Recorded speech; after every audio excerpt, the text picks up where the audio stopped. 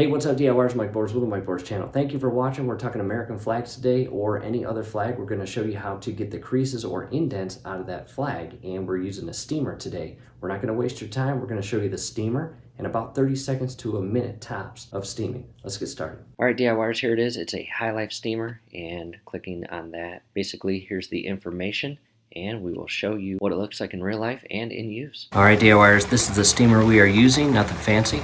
We're patiently waiting for the steam to come out. It's warming up. All right, I've got the flag hanging on the shower pole, and I'm going to apply the steamer to the flag and get all those creases out.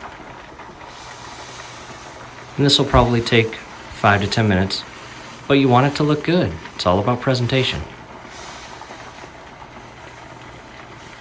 Again, you can use an iron or a steamer as shown here.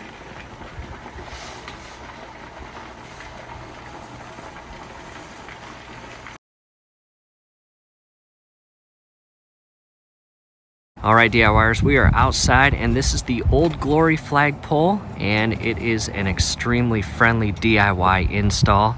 And in the event that you want step-by-step guidance on how to install that, definitely check out the link scrolling above.